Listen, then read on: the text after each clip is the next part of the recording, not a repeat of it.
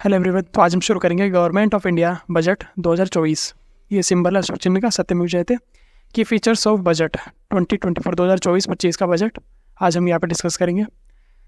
By the ministry of finance, ठीक है, ministry of finance budget बनाती है और बजट जो है वो आर्टिकल 112 के अंदर एनुअल फाइनेंस स्टेटमेंट के द्वारा लिखा गया है। ठीक है, तो पहला है रोड मैप विकसित भारत का। ठीक है, तो हमारे यहाँ पर इस बार चार जो कास्ट है उनके ऊपर फोकस किया गया। पहला है गरीब, दूसरा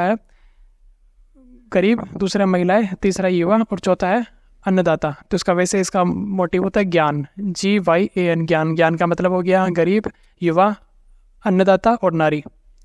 बजट का थीम है एम्प्लॉयमेंट, स्किलिंग, MSME और मिडिल क्लास। ये चारों चीज़ें आपको याद रखनी है। ये UPSC प्रीलिम्स में अगले नेक्स्ट ईयर में पूछा जा सकता है। या उसके साथ साथ अभी RAS की और भी किसी भी गवर्नमेंट एग्जाम में CGL में ये चीज़ें पूछी जा सकती है। तो हमें पता रहना चाहिए कि कास्ट है 4 और थीम भी 4 चीज़ों पर बेस्ड है, employment, skilling, MSME, middle class. विकसित भारत के लिए इस बार 9 पॉइंट्स पर डिस्कस किया गया है, जिसका पहला पॉइंट है productivity and resilience in agriculture, यानी एग्रीकल्चर पे इस पर ज़्यादा फोकस किया गया है। उसमें क्या क्या होगा? ट्रांसफॉर्मिंग एग्रीकल्चर रिसर्च, यानी एग्रीकल्चर रिसर्च जो है उस पर काम किया जाएगा, जिसमें जय जवान जय किसान का नारा दिया था लाल बहादुर शास्त्री ने। जय किसान जय जवान जय विज्ञान का नारा दिया था अटल बिहारी वाजपेयी ने। और जय किसान जय जवान जय किसान जय विज्ञान और जय अनुसंधान का नारा दिया है नरेंद्र मोदी जी ने। तो यहाँ ये बात आपको याद रखनी है। नेशनल कॉरपोरेशन पॉलिसी जो बनी है बजट के लिए, इस पर काम किया जाएगा। उसके साथ साथ आत्मनिर्भरता, यानी जैसे ऑयल सीड्स है, ऑयल सीड्स में क्या क्या आ गया, जैसे मस्टर्ड है, ग्राउंडनट है, सीसम है, सोयाबीन है, सनफ्लावर है। इन पे अपने देश में इतना प्रोडक्शन किया जाए कि हम अपनी नीड को खुद फुलफिल कर सके, ताकि हमें रशिया और बाकी जो कंट्रीज जहाँ से ऑयल सीड बनते हैं वहाँ पे डिपेंडेंस कम हो जाए, जिससे जो भाव है इनके वो कम रहे। तीसरा vegetation production and supply chain, यानी सप्लाई चेन के अंदर जो चीज़ें आती हैं उनको ठीक तरह से मैनेज किया जाए, सब चेन पे ध्यान दिया जाए, कलेक्शन पे, स्टोरेज पे, मार्केटिंग पे, सबको और बेहतर बनाया जाए। इस स्टार्टअप को, कॉरपोरेटिव को इसके ऊपर प्रमोट किया जाए ताकि वो इसको इस पर आके अपना इंटरेस्ट जगाए। रिलीज ऑफ न्यू वेराइटीज़, यानी 109 तरीके के हाई यील्ड सीड्स जो क्लाइमेट रिसाइलेंट पर भी ध्यान देते हैं। जैसे अभी पता है कि क्लाइमेट चेंज हो रहा है, जिसकी वजह से हमें अपनी एग्रीकल्चर पे ध्यान देने की ज़रूरत है, उसको थोड़ा और सुधारने की ज़रूरत है, तो उस पर काम किया जाएगा। और 32 हॉर्टिकल्चर क्रॉप्स पर ध्यान दिया जाएगा फार्मर्स के लिए। और उसके साथ साथ नेचुरल फार्मिंग में है 1 crore farmers across the country will be initiated into natural farming, यानी 1 करोड़ जो फार्मर्स हैं उनको नेचुरल फार्मिंग की तरफ इनिशिएट किया जाएगा और उनको सर्टिफिकेट और ब्रांडिंग की जाएगी 2 सालों के अंदर। 10,000 जो क्या होंगे need based input bio input resource centre जो बनाए जाएंगे। कितने? 10,000। और 1 करोड़ फार्मर्स को नेचुरल फार्मिंग के बारे में बताया जाएगा और 2 साल में उनको सर्टिफिकेट दिया जाएगा। नेक्स्ट, श्रीमप प्रोडक्शन एंड एक्सपोर्ट, यानी अब जो प्रोडक्शन है, श्रीमप का मतलब होता है जो मरीन फूड होता है, जो समुद्र से निकलता है, उस पर एक्सपोर्ट पे ज़्यादा ध्यान दिया जाएगा, प्रोसेसिंग पे, पैकेजिंग पे और चीज़ों पे एक्सपोर्ट पे। और इनका जो काम करेगा वो करेगा नाबार्ड, यानी नाबार्ड इसके अंदर फाइनेंशियली हेल्प करेगा। आगे है डिजिटल पब्लिक इंफ्रास्ट्रक्चर, यानी एग्रीकल्चर पे जितने भी इंफ्रास्ट्रक्चर है, जैसे मान लो कि कवरेज ऑफ फार्मर्स और दियर लैंड, यानी उनके जो लैंड है उनका कवरेज है, उस पर ध्यान दिया जाएगा 3 सालों के अंदर। और ऐसे 400 डिस्ट्रिक्ट है जिनका सर्वे किया जाएगा, डिजिटल क्रॉप सर्वे। उसके साथ साथ जन समर्थ बेस्ड किसान क्रेडिट कार्ड बनेंगे। ठीक है, ये तो हो गया पहला हमारी प्रायोरिटी लिस्ट के अंदर। दूसरा है एम्प्लॉयमेंट स्किलिंग। ठीक है, तो इस बार प्रधानमंत्री का पैकेज आया, जिसके अंदर 3 स्कीम है। पहली स्कीम क्या है? पहले के अंदर है scheme 1, scheme A first timer, यानी फर्स्ट टाइमर के लिए क्या है? 1 month wages to new entrants in all formal sector in 3 instalment up to 15,000, expected to benefit 210 lakh youth. इसका मतलब है कि हर महीने एक्सपेक्टेड 15,000 बजट दिया, 15,000 रुपये 3 इंस्टॉलमेंट में दी जाएगी ऐसे युवाओं को जो अभी निकले और किसी सेक्टर के अंदर जाने वाले हैं। और इसके अनुसार कम से कम 2 करोड़ 10 लाख लोगों को इनका लाभ मिलेगा। स्कीम बी के अंदर जॉब क्रिएशन होगी मैन्युफैक्चरिंग के अंदर, यानी स्टार्टअप के अंदर इनमें काम किया जाएगा, जिसके अंदर EPFO बनाए जाएंगे 4 साल के अंदर, और इससे लगभग 10-30 लाख युवाओं को प्रॉफिट होगा। आगे स्कीम सी है सपोर्ट टू एम्प्लॉयर्स, यानी एम्प्लॉयर्स में सपोर्ट क्या होगा कि अगर कोई स्टार्टअप कर रखा है और उसने किसी युवा को नौकरी दे रखी है, ठीक है, तो उसे हर महीने हर जो उसका हायरिंग है, यानी अगर उसने एक आदमी को ज्वाइन करा दिया, मतलब कोई जितने उसके पास लोग जॉब कर रहे हैं उनके हिसाब से हर को 3,000 रुपये पर मंथ बेनिफिट मिलेगा 2 साल के लिए। और ये लगभग गारंटी 50 लाख जॉब के लिए होगी। ठीक है, ये 3 स्कीम हो गई। उसके बाद में स्किल प्रोग्राम होगा। स्किल प्रोग्राम के साथ 20 लाख युवाओं को 5 साल के अंदर स्किल्ड बनाया जाएगा और 1000 ITI सेक्टर जो इंस्टीट्यूट्स है वो बनेंगे, इंडस्ट्रियल ट्रेनिंग इंस्टीट्यूट जो है वो बनेंगे, अपग्रेड होंगे। इसके अंदर और भी चीज़ें होगी, कोर्स बनाए जाएंगे ऐसे अलाइंड जो स्किल को बेहतर कर सके। फाइनेंशियल सपोर्ट मिलेगा, जिसमें पहले जो लोन था और फाइनेंशियल सपोर्ट मिलेगा डोमेस्टिक एजुकेशन पे, यानी अपन अगर भारत में एजुकेशन करें तो 10 लाख तक का लोन हमें मिलेगा। उसके साथ साथ ई वाउचर मिलेंगे 1 लाख स्टूडेंट्स को हर साल। उसके साथ साथ ये जो इंटरेस्ट है इस पर सब मेंशन होगा 3% का। उसके अलावा जो लोन हो गए 7.5 लाख तक के, जो गारंटी है गवर्नमेंट के द्वारा वो दिया जाएगा 25,000 बच्चों को हर साल।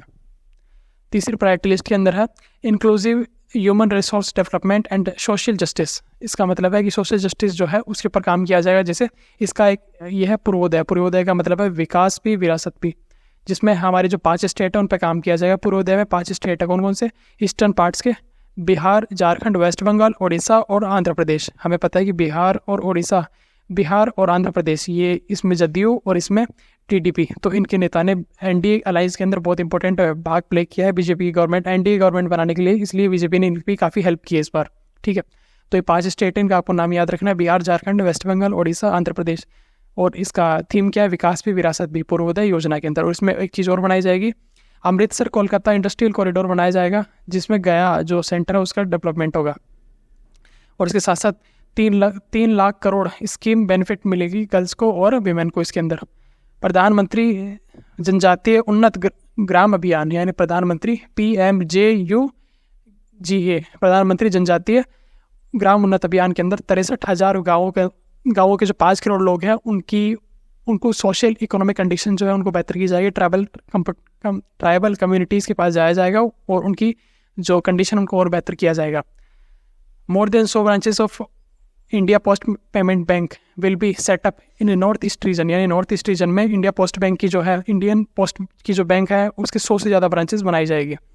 आंध्र प्रदेश रिकॉग्नाइजेशन एक्ट जो 2014 में हुआ था, जिसमें अमरावती को फुल ठीक करने की बात थी जो नहीं हो पाई थी, तो इस बार बजट के अंदर 15,000 करोड़ का फाइनेंशियल सपोर्ट दिया जाएगा आंध्र प्रदेश को। उसके साथ साथ पोलावरम इरीगेशन प्रोजेक्ट चलाया जाएगा यहाँ पर, और विशाखापट्टनम चेन्नई इंडस्ट्रियल कॉरिडोर बनाया जाएगा, और उसके साथ ही हैदराबाद बेंगलुरु इंडस्ट्रियल कॉरिडोर बनाया जाएगा, जिसके अंदर कोपार्थी नोड को डेवलप किया जाएगा और इसमें ओरवकल नोड को डेवलप किया जाएगा।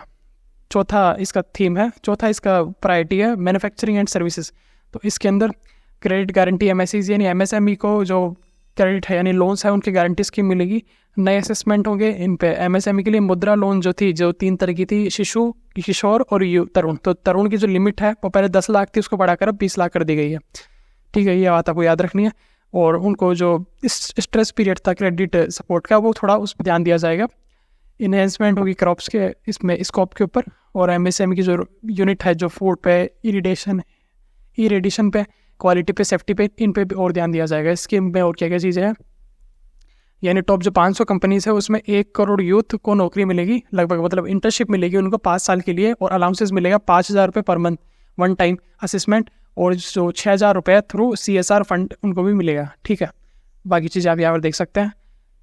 आगे जो 5th प्रायोरिटी है अर्बन डेवलपमेंट, यानी अर्बन डेवलपमेंट में क्या हुआ, एक तो स्टैम्प ड्यूटी वाली जो चीज़ें है, यानी encouraging states to lower stamp, यानी स्टैम्प जो ड्यूटी है उसको थोड़ा कम किया जाएगा। और प्रॉपर्टीज़ जो है वो वुमेन की अगर नाम पे खरीदी जाए तो उस पर थोड़ी छूट मिलेगी स्टैम्प ड्यूटी पे। तो ये काम किया गया। शेयर मार्केट में स्ट्रीट मार्केट पे जो डेवलप किए जाएंगे 100 वीकली हाट, यानी जो वीकली क्या होंगे 100 हाट डेवलप किए जाएंगे सिटीज़ के अंदर, हब्स में। और तीसरा ट्रांजिट ओरिएंटेड डेवलपमेंट, यानी इसके अंदर क्या होगा 14 लार्ज सिटी है जिनकी पॉपुलेशन 30 लाख से ज़्यादा है, उनको और बेहतर बनाया जाएगा। चौथा है वाटर मैनेजमेंट। ये क्या इसमें आ रहा है? Urban development. अर्बन डेवलपमेंट में 4 चीज़ें आ गई, stamp duty, street market, transit oriented development, water management. तो वाटर मैनेजमेंट पे promote water supply, sewage treatment and solid waste management, ये सारी चीज़ें यहाँ पर होगी जो 100 से ज़्यादा बड़े शहरों में की जाएगी। और हाउसिंग नीड्स में क्या होगी, प्रधानमंत्री आवास योजना 2.0 अर्बन के अंदर क्या होगा कि 1 करोड़ जो घर है लोगों है उनको कर दिया जाएगा, और इस पर करीब 10 लाख करोड़ का इन्वेस्टमेंट किया जाएगा। ट्रांसपेरेंट रेंटल और हाउसिंग मार्केट बनेंगे, यानी जो लोग कहीं दूर से काम करने आते हैं माइग्रेट होकर, तो उनके लिए गवर्नमेंट खुद घर बनाएगी, रेंटल फैसिलिटी प्रोवाइड कराई जाएगी। प्रॉपर्टी प्रायोरिटी 6 है एनर्जी सिक्योरिटी। एनर्जी सिक्योरिटी में क्या होगा, रिसर्च एंड डेवलपमेंट में ध्यान दिया जाएगा बहुत ज़्यादा, रिएक्टर के ऊपर, मॉड्यूलर रिएक्टर के ऊपर। भारत स्मॉल रिएक्टर बनेंगे। पम्प्ड स्टोरेज पॉलिसी के अंदर क्या होगा, इलेक्ट्रिसिटी स्टोरेज फैसिलिटेशन, ये इनका भी काम किया जाएगा। AUSC थर्मल पावर प्लांट बनेंगे जो किससे जॉइंट वेंचर है, NTPC और BHEL का, और इसका फुल स्केल है 800 मेगावाट कॉमर्शियल प्लांट बनाए जाएंगे देश में। एनर्जी ऑडिट के अंदर 60 क्लस्टर होंगे और नेक्स्ट फेज में 100 क्लस्टर बनाए जाएंगे, और इसके अंदर 1 करोड़ लोगों को फ्री इलेक्ट्रिसिटी मिलेगी, और अप टू सोलर एनर्जी की जो है प्रधानमंत्री सूर्यघर मुफ्त बिजली योजना है, इसका नाम है प्रधानमंत्री सूर्यघर मुफ्त बिजली योजना के अंदर 300 यूनिट तक की बिजली फ्री मिलेगी, और 1 करोड़ जो घर है उनको इससे फ़ायदा होगा, और लगभग 1 करोड़ 28 लाख लोगों ने इसमें रजिस्ट्रेशन करा रखा है, और 14 लाख एप्लीकेशन आ चुकी है अभी तक। इंफ्रास्ट्रक्चर, अब ये 7th प्रायोरिटी इंफ्रास्ट्रक्चर के अंदर इस बार 11,11,111 करोड़ का इंफ्रास्ट्रक्चर, यानी जो GDP का टोटल 3.4% है उस पर इस बार खर्च किया जाएगा। 1.5 लाख करोड़ इस बार हर स्टेट्स को दिया जाएगा उनके इंटरेस्ट के लिए। और प्रधानमंत्री ग्रामीण सड़क योजना है यानी PMGSY का फेज़ 4 किया जाएगा, लॉन्च किया जाएगा, जिसमें 25,000 जो गाँव हैं उनको सड़क से कनेक्टिविटी दी जाएगी। और फ्लड मिटिगेशन और इरिगेशन पे काम किया जाएगा। कोसी जो मिची है बिहार का, जिसमें प्रॉब्लम आती रहती है 200 और बिहार कोसी, जिसकी वजह से काफ़ी प्रॉब्लम हो जाती है, तो उसमें लगभग 11,500 करोड़ का बेनिफिट दिया जाएगा। और उसके साथ साथ 20,000 और गोइंग स्कीम है। उसके साथ साथ फ्लड मैनेजमेंट चीज़ें मिलेगी किसमें, आसाम में, सिक्किम में और उत्तराखंड में, क्योंकि वहाँ पर बार बार बाढ़ आती रहती है। ठीक है, तो ये 3 स्टेट है, आसाम, सिक्किम और उत्तराखंड। उसके साथ साथ रिकन्स्ट्रक्शन और रिहेबिटेशन बनाया जाएगा कहाँ पर, हिमाचल प्रदेश में। तो 3 चीज़ें हमें 2 चीज़ें याद रखनी है, असम, सिक्किम और उत्तराखंड में तो क्या बनाया जाएगा, फ्लड मैनेजमेंट और रिकन्स्ट्रक्शन और रिहेबिटेशन होगा हिमाचल प्रदेश में। 7th प्रायोरिटी है इंफ्रास्ट्रक्चर। इंफ्रास्ट्रक्चर में क्या है, टूरिज्म में सबसे पहले देखो विष्णुपद टेम्पल कॉरिडोर और महाबोधि टेम्पल कॉरिडोर, ये दोनों जो टेम्पल है इनका कॉरिडोर बनाया जाएगा काशी विश्वनाथ टेम्पल कॉरिडोर की तर्ज पे। यानी ये 2 बहुत अच्छा क्वेश्चन बन सकता है इससे कि विष्णुपद टेम्पल कॉरिडोर और महाबोधि टेम्पल कॉरिडोर किसकी तर्ज पे बने हुए हैं, तो काशी विश्वनाथ टेम्पल। राजगृह को डेवलप किया जाएगा, नालंदा को डेवलप किया जाएगा, उड़ीसा के अंदर जो और भी ब्यूटीफुल टेम्पल है, क्राफ्टमैन है, वाइल्ड लाइफ सेंचुरी है, सबको बेहतर बनाया जाएगा। ठीक है, और 8th प्रायोरिटी लिस्ट में इनोवेशन, रिसर्च एंड डेवलपमेंट, तो इसके अंदर जो अनुसंधान, नेशनल रिसर्च है उसमें काम किया जाएगा, और प्राइवेट सेक्टर का इसमें आगे लाया जाएगा ताकि 1 लाख करोड़ का पुल अप हो। स्पेस इकोनॉमी में काम किया जाएगा जिसका वेंचर लगभग 1,000 करोड़ है। उसके साथ जो लास्ट है इसका नेक्स्ट जनरेशन रिफॉर्म में क्या किया जाएगा, एक तो rural and urban land related action की लिए जाएंगे, जिसके अंदर सर्वे ऑफ मैप डिवीजन बनेगा, लैंड का भू आधार बनेगा, ये एक नई चीज़ है, unique land parcel identification number और भू आधार जो चीज़ें बनी जाएगी, ये चीज़ आपको याद रखनी। भू आधार किससे रिलेटेड है, लैंड का आधार। ठीक है, GIS मैपिंग होगी, डिजिटलाइजेशन ऑफ कैडेस्ट्रल होंगे, लैंड की रजिस्ट्री होगी, मतलब पहले भी होती थी लेकिन इसको और बेहतर बनाया जाएगा। ठीक है, टैक्सोनॉमी पे भी ध्यान दिया जाएगा, FDI यानी फॉरेन डायरेक्ट इन्वेस्टमेंट, इन पर ध्यान दिया जाएगा, उनको और बेहतर बनाया जाए। NPS वात्सल है, इसका मतलब क्या है कि plan to contribution parents and guardian for minors, इस पर काम किया जाएगा। NPS न्यू पेंशन स्कीम जो थी उस पर अभी डिस्कस किया जाएगा कि उसमें रिफॉर्म्स की ज़रूरत है या नहीं है। फिलहाल ओल्ड पेंशन स्कीम अभी लागू नहीं की है, लेकिन इस पर भी ध्यान दिया जा रहा है। और ठीक है, ये तो हमारी बात हुई इसकी पॉलिसीज़ पे। टोटल 9 पॉलिसीज़ थी, 9 प्रायोरिटीज़ थी। उसके अलावा ये देख लिए, यह account deficient, current account deficient का एक ग्राफ आ रहा है, और हमारी इस बार की जो फाइनेंशियल ईयर की जो ग्रोथ है वो 8.2% से आई है। ठीक है, ये PMI इंडेक्स है, और ये gross NPA of non performing assets जो है SCB उसका है ये डाटा। डिक्रीजिंग फिजिकल डेफिसिट जो है, फिजिकल डेफिसिट जो है जो हमारा रेगुलरली डिक्रीज होता जा रहा है, इस बार 5.6% है। टैमिंग इन्फ्लेशन हमारे पास इस बार कम हो चुकी है। टैक्स प्रपोजल्स के अंदर इस बार हमारे जो रिव्यू है टैक्स उस पर ध्यान दिया गया है, TDS को सिंप्लीफाई किया गया है, लिटिगेशन और अपील पे डिपेंड, इस पे आगे हम बात करते हैं। कस्टम ड्यूटी जो है इस बार कुछ चीज़ों पर कम की गई है। देखिए, एक तो मोबाइल इंडस्ट्री पे जो कस्टम ड्यूटी है वो 15% कर दी गई है, पहले 20% थी। और 3 चीज़ें हैं जिनको क्या कस्टम ड्यूटी से फ्री कर दिया गया है, जिसमें कैंसर की मेडिसिन थी उनको पूरा एग्जाम कर दिया गया है इसमें दवाइयों में। सोना और चांदी है, इस पर पहले 6% कस्टम ड्यूटी लगती थी, उस पर पहले ज़्यादा लगती थी, अब 6% लगती है। और प्लेटिनम पे 6.4% लगेगी अब, यानी कम हो गया है, यानी सोना चांदी सस्ती हो जाएगी अब। श्रिम्प और जो फिश फिट जो था उसके अंदर टैक्स कम कर दिया गया है। और 25 जो मिनरल्स थे, क्रिटिकल मिनरल्स, उन पे जो कस्टम लगता था उसको एग्जाम कर दिया गया है। उसके अलावा सोलर सेल पैनल, इन पे जो टैक्स था वो बिल्कुल हटा दिया गया है। उसके अलावा डायरेक्ट टैक्सेस के अंदर जो शॉर्ट टर्म गेन है, ये शेयर मार्केट का है, पहले इसको बढ़ाकर 20% कर दिया गया और लॉन्ग टर्म के अंदर इसको बढ़ाकर 10% से 12.5% कर दिया गया। ठीक है। और उसके अलावा जो लिमिट है एग्जाम्पशन की वो 1.25 यानी 1,25,000 पर ईयर कर दी गई है। एंजल जो टैक्स थे, एंजल इन्वेस्टर्स जो थे उनके ऊपर जो टैक्स लगता था उसको हटा ही दिया गया है। और उसके अलावा सेल्फ हार्बर रेट्स चलाई जाएगी। एक सबसे अच्छा फ़ायदा हुआ है जो फॉरेन के कॉरपोरेट कंपनीज थी उन पर जो पहले टैक्स 40% लगता था उसको हटा के 35% कर दिया गया है।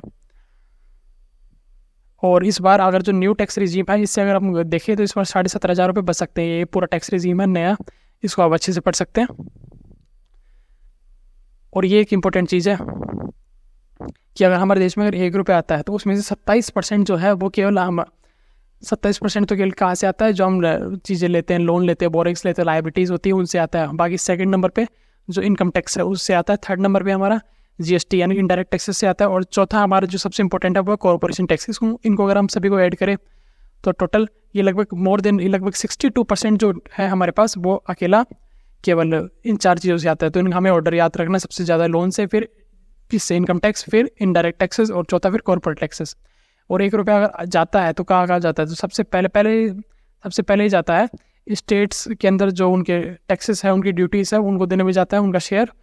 उसके बाद में इंटरेस्ट पेमेंट यानी जो हमने लोन ले रखे उनके इंटरेस्ट में, उसके बाद में ये जाता है सेंट्रल सेक्टर की स्कीम्स उन पर, और उसके बाद में और बाकी चीज़ों पर, अदर एक्सपेंडिचर में। तो 3 चीज़ें हमें याद रखनी, पहले स्टेट्स के अंदर, फिर इंटरेस्ट पेमेंट के अंदर, उसके बाद में सेंट्रल स्कीम के अंदर। इस पर सबसे ज़्यादा खर्चा किया गया डिफेंस के अंदर, फिर रूरल डेवलपमेंट में, एग्रीकल्चर में, होम अफेयर में, एजुकेशन में। ये ऑर्डर हमें पता होना चाहिए, defence, rural development, agriculture, home affair, education, health, energy, social welfare, commerce and industry. ठीक है। मनरेगा का बजट बढ़ाकर पहले 60,000 था, इस बार इसको 86,000 करोड़ कर दिया गया है। रिसर्च प्रोजेक्ट पहले 840 करोड़ था, इस बार उसको 1200 करोड़ कर दिया गया। न्यूक्लियर पावर प्लांट्स का जो प्रोजेक्ट है वो 442 था पहले, इस बार 2228 कर दिया गया है। फार्मास्यूटिकल इंडस्ट्री पहले 1200 करोड़ का इन्वेस्टमेंट था, 2143 करोड़ का इन्वेस्टमेंट हो चुका है। ठीक है। तो इन सेक्टर में इन्वेस्टमेंट बढ़ी है। पहले सोलर पावर ग्रिड के अंदर 4,970 करोड़ का इन्वेस्टमेंट था, अब 10,000 करोड़ का कर दिया गया है। सेमीकंडक्टर इंडस्ट्री के अंदर पहले 3,000 करोड़ का था, अब 6,903 करोड़ का हो गया है। डायरेक्ट बेनिफिट्स जो थे किसमें, LPG का, जो पहले 180 करोड़ था उसको बढ़ाकर 1,500 करोड़ कर दिया गया है। और जो क्रेडिट जो स्कीम थी उनके अंदर, उसका जो पहले 1,300 करोड़ था उसको बढ़ाकर अब 3,849 करोड़ कर दिया गया है। रिसिप्ट्स के अंदर रेवेन्यू रिसिप्ट्स का ग्राफ है, कैपिटल रिसिप्ट्स का ग्राफ है, एक्सपेंडिचर है।